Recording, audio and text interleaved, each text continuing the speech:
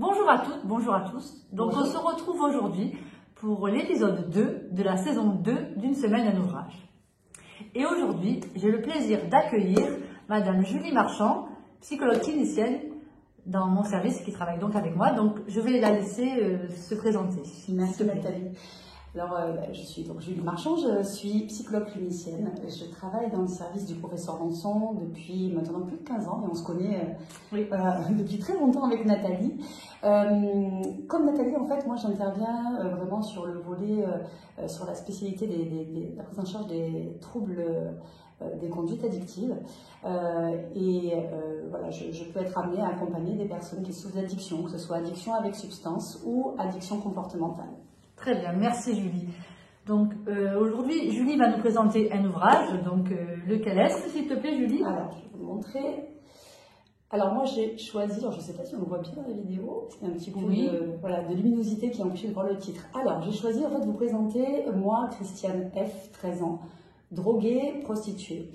C'est un roman en fait que j'ai lu pendant mon adolescence et qui m'a beaucoup impactée à cette période-là. J'ai choisi aujourd'hui de vous le partager parce que je pense qu'à un moment donné, peut-être que ça a fait sens et que ça peut aussi, ça a pu jouer sur le choix de mon orientation professionnelle.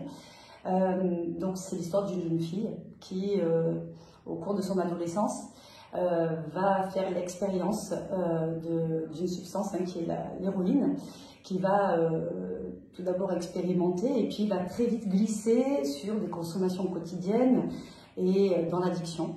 Et en fait, son témoignage, qui a été recueilli par des journalistes dans la fin des années 70, j'ai trouvé ça très percutant, très important, parce que au travers de cette biographie, on peut voir tout ce parcours qu'a traversé donc cette jeune fille, mais que traverse toute personne qui est prise dans une addiction, avec la perte de contrôle, avec tout le retentissement que ça peut avoir sur sa vie.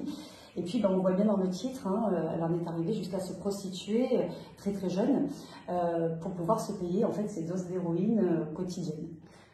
Très intéressant, surtout qu'on nous demande souvent de vous conseiller, d'aborder un tel ouvrage sur les addictions, sur les conduites addictives qui peuvent faire écho en vous, ou qui peuvent vous aider à conseiller à des enfants, des adolescents qui sont en pleine période d'adolescence avec des recours à des conduites addictives.